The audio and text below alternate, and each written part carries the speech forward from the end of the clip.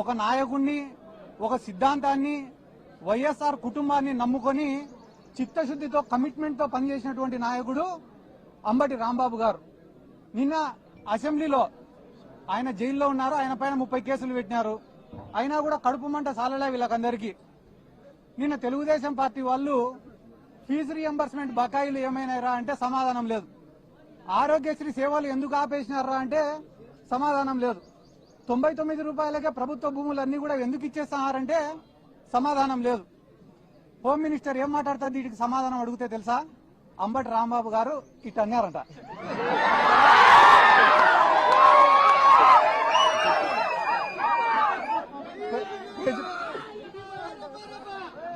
ప్రజలకు ఉపయోగపడే సమస్యలు 100 అడిగితే దానిలకు సమాధానం చెప్పకుండా అంబటి రాంబాబు గారు ఇట్టన్నారు. అది దేనికి సంకేతం ఇస్తున్నాడు అంబటి రాంబాబు గారు అని అంటున్నారు. చెయ్యి అయినది, గడ్డం అయినది.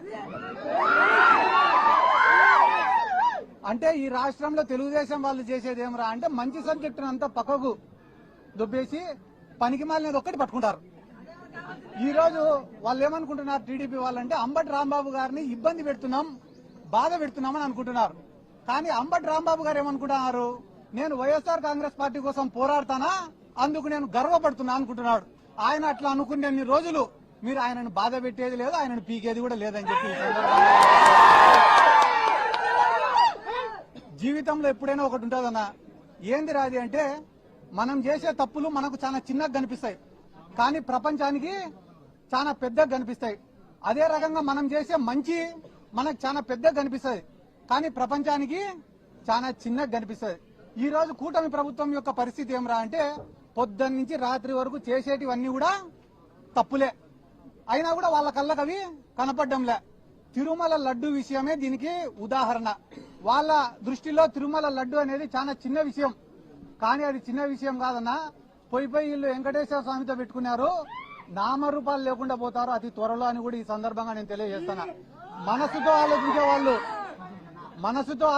వాళ్ళు, మనస్సాక్షితో ఆలోచించే వాళ్ళు, దైవభక్తి ఉండేవాళ్ళు, దేవుడి పైన నమ్మకం ఉండేవాళ్ళు, జనసేన పార్టీలో కావచ్చు, తెలుగుదేశం పార్టీలో ఉండే వాళ్ళు కూడా 80% మంది ఈ లడ్డూకు సంబంధించి వాళ్ళు చేస్తున్న తప్పుడు ప్రచారాలను ఒప్పుకోవడం లే ఈ రోజు.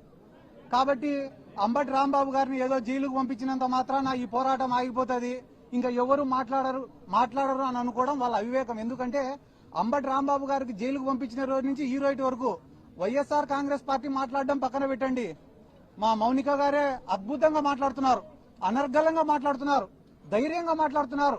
జరిగిన దాడి గురించి, జరిగిన అన్యాయం గురించి రాష్ట్ర ప్రజలకు స్పష్టంగా వివరించినారు మౌనిక గారు. నిజంగానే మీకు కూడా మా ప్రత్యేక అభినందనలు కూడా తెలియజేస్తున్నాక. ఎందుకంటే కానీ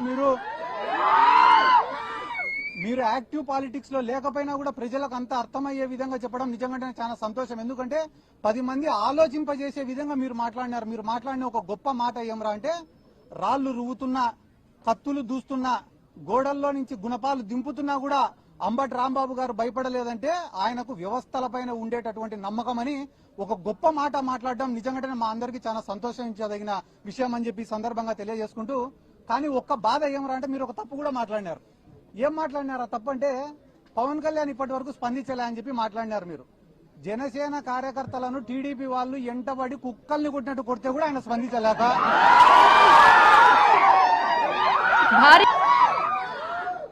కుక్కల్ని కొట్టినట్టు ఆ వీధిలో చొక్కాలు చింపి కొడితే కూడా